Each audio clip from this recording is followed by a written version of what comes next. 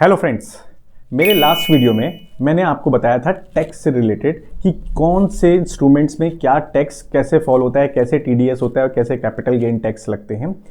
आज जो है वो मैं ऐसी चीज़ बताने वाला हूँ जिसपे उस 5 बबूल में सबसे बड़ी चीज़ होती है सुरक्षा।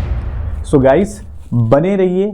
सबसे पहले आपने अगर इस चैनल को सब्सक्राइब नहीं किया है तो पहले सब्सक्राइब कीजिए, शेयर कीजिए और लाइक कीजिए और निरंतर बने रहिए, क्योंकि आज वो बेनिफिट जो है जो हम कहीं ना कहीं सोच नहीं पाते हैं, हमें उस चीज़ का बेनिफिट लेना चाहिए। हम कौन से प्रोडक्ट में, कौन से इंस्ट्रूमेंट में हमें पैसे हमारे कितने सुरक्षित हैं। सो गाइस, सबसे पहले हम जानते हैं कि हम टीवी में एक ऐड देखते हैं। जब भी कोई एएमसी म्यूचुअल फंड्स के ऐड आते हैं तो उसमें एक लाइन लिखी रहती है, फटाफट एक व्यक्ति आता है और कुछ बोलते जाता है कि mutual funds investments are subject to market risk, और हिंदी में कहा जाता है कि म्यूचुअल फंड निवेश बाजार जोखिमों के अधीन हैं। अरे रुको रुको मेरे दोस्त, ये म्यूचुअल फंड्स है, मैजिक फंड्स नहीं। इसमें भी रिस्क होता है। तो पैसा सो गाइस, मैं आपको बताना चाहता हूं कि ये मार्केट रिस्क क्या होता है। देखिए, 2 टाइप के रिस्क होते हैं, एक होते हैं डिफॉल्ट रिस्क, एक होता है मार्केट रिस्क। डिफॉल्ट रिस्क मतलब अगर हमने कहीं पे भी किसी ऐसी कंपनी में इन्वेस्ट किया जो कंपनी का अस्तित्व नहीं है, कंपनी छोड़ के चली गई, तो वो डिफॉल्ट रिस्क में आता है।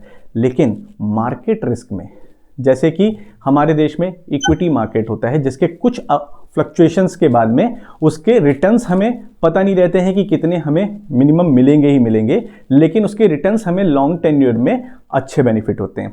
अब हम ये जानते हैं कि ये मार्केट रिस्क में कौन से प्रोडक्ट्स आते हैं। सबसे पहले हम जो ट्रेडिंग करते हैं, शेयर ट्रेडिंग करते हैं, equity market, mutual funds, SIP, gold, real estates, तो इस टाइप के जो इन प्रोडक्ट्स में जाते हैं जिसमें हमें रिटर्न्स कहीं पे भी एश्योरेंस नहीं रहता है कि इतना मिलेगा, लेकिन यस, लॉन्ग टेन्योर में इसके रिटर्न्स मिलते हैं। अगर हम वाइस वर्सा देखें तो उस केस में अगर मान लीजिए कोई भी इकोनॉमी के साथ में अगर कुछ भी फ्लक्चुएशंस होती हैं, लाइक अभी जैसे महामारी आई, लाइक युद्ध के आसार होते हैं या युद्ध हो जाते हैं, तो ऐसे कंडीशन में ये जो मार्केट रिस्क वाले प्रोडक्ट होते हैं इसमें बहुत ही ज़्यादा वेरी हाई रिस्क होता है। सो गाइज, ये हमें समझना है कि कौन से समय पे हमें कौन से इंस्ट्रूमेंट, कौन से प्रोडक्ट में जाना चाहिए। अब हम बात करते हैं जो सुरक्षित प्रोडक्ट क्या होते हैं। सुरक्षित प्रोडक्ट्स में हमारे पास में बैंक की एफडीज, आरडीज, पोस्ट ऑफिस की कई स्कीम्स होती हैं, कुछ कॉर्पोरेट बॉन्ड्स होते हैं हमारे पास में, साथ ही साथ जीवन बीमा सेक्टर में भी गारंटेड प्रोडक्ट्स होते हैं। इन सभी चीज़ों में सबसे अच्छी बात ये रहती है कि जो भी आपने अपना प्रिंसिपल दिया है उस प्रिंसिपल पे कितना इंटरेस्ट मिलेगा ये आपके दस्तावेजों में साफ साफ लिखा रहता है, जिसका मार्केट रिस्क से कोई भी लेना देना नहीं रहता है। वंस जो एग्रीमेंट होता है और जिस समय आपने जो ब्याज दरें चल रही हैं, जिस समय आपने एंटर किया है, वो आपको मिलता है। सो गाइज, हमें ये डिसाइड करना है कि हमें कितने पोर्शन को वेरी हाई रिस्क में डालना है, कितने पोर्शन को हमें मॉडरेट सेविंग गारंटेड में डालना है।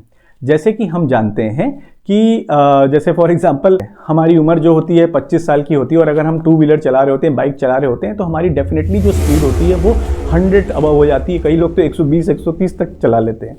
लेकिन जैसे ही हमारी मैरिज होती है, हमारी वाइफ आती है, तो उस केस में क्या होता है कि हमारी स्पीड थोड़ी सी लो होती है, बिकॉज यहाँ पे होती है रिस्पॉन्सिबिलिटी, एक जिम्मेदारी आती है। उसके बाद जैसे ही हमारी लाइफ में और आगे बढ़ती है तो हमारे किड्स होते हैं, 1 हुए तो और स्पीड कम, 2 हुए तो और स्पीड कम। ये कहने का तात्पर्य मेरा ये है कि एक बाइक की स्पीड से मैं उदाहरण ये दे रहा हूँ कि जैसे जैसे हमारी जिम्मेदारी आती है, हमारे ऊपर रिस्पॉन्सिबिलिटी आती है, हम एग्रेसिव से मॉडरेट में आ जाते हैं, हम थोड़ा डिफेंसिव वे में आते हैं। तो ये हमें डिसाइड करना है कि अगर हम ट्रेडिंग कर रहे हैं तो या हम इक्विटी मार्केट में जा रहे हैं तो हमारे पास कितना रिस्पॉन्सिबिलिटी है। अगर हमारे ऊपर बहुत ज़्यादा रिस्पॉन्सिबिलिटी है तो हमें एक बीच के रास्ते में जाना चाहिए जिसमें हमें गारंटेड भी मिले और कॉम्बो मिले। सभी प्रोडक्ट्स अच्छे होते हैं, सभी इंस्ट्रूमेंट्स होते हैं। जिस तरह हमें एक खाने में सब चीज़ की मात्रा चाहिए, लाइक हमें सैलेड चाहिए, दाल चावल चाहिए, चटनी चाहिए, स्वीट्स चाहिए, सब्जी चाहिए, जो भी हमें पूरी एक थाली में जो भी हमें सब चीज़ चाहिए रहती है, तभी हम जाके संतुष्ट होते हैं।